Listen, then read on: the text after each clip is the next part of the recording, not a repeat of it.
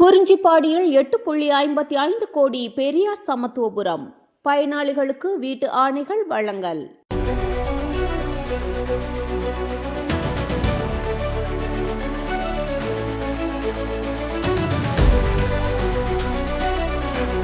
கடலூர் மாவட்டம் குறிஞ்சிப்பாடி மேல் புவானிக்குப்பத்தில் ரூபாய் 8.55 கோடி மதிப்பீட்டில் கட்டப்பட்ட பெரியார் நினைவு சமத்துவபுரம் தமிழ்நாடு முதலமைச்சர் மு க ஸ்டாலின் காணொலி மூலம் திறந்து வைத்தார். தொடர்ந்து வேளாண் துறை அமைச்சர் MRK பன்னீர்செல்வம் பயனாளிகளுக்கு வீட்டு ஆணைகளை வழங்கினார். செய்தியாளர் தனுஷ்.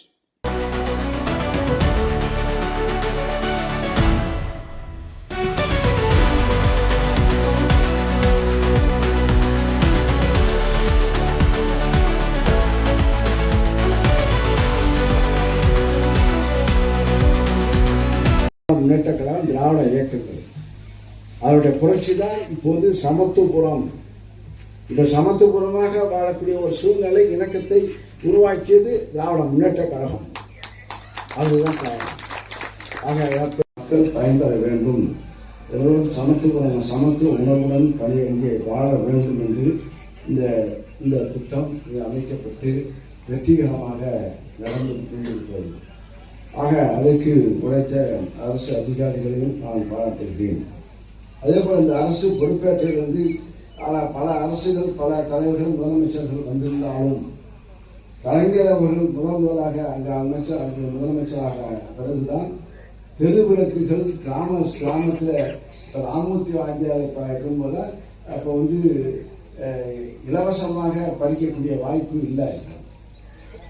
மின் வசதி, குடிநீர் வசதி, நியாய விலைக்கடை, அங்கன்வாடி மையம், சமுதாய கூடம், விளையாட்டு மைதானம், பூங்கா மற்றும் நுழைவு வாயில், பெரியார் சிலை போன்ற பல்வேறு அடிப்படை வசதிகள் கொண்ட 6 பெரியார் நினைவு சமத்துவபுரங்களையும் நாமக்கல் மாவட்டத்திற்குட்பட்ட கோதமலையில் வாழும் பழங்குடி முதல் கிடமலை வரை மலைப்பகுதியில் உள்ள மண் மற்றும் கற்களை வெட்டி நிரப்பப்பட்ட சாலையின் வளைவுகளில் 8 உயர்மட்ட பாலங்கள், 6 ஊராட்சி ஒன்றிய அலுவலகங்கள், 7 கிராம செயலகங்கள், 6 பொது நூலகங்கள் உள்ளிட்ட ஏனைய ஊரக வளர்ச்சி மற்றும் ஊராட்சி துறையின் கட்டடங்கள் மற்றும் வாழ்வாதார பூங்காவினையும் சேர்த்து மொத்தம் ரூபாய் 289 கோடியே 38 லட்சம் மதிப்பீட்டில் 500 நிறைவடைந்த பணிகளை இன்றைய தினம் மாண்புமிகு தமிழ்நாடு முதலமைச்சர் அவர்கள் திறந்து வைத்துள்ளார்கள்.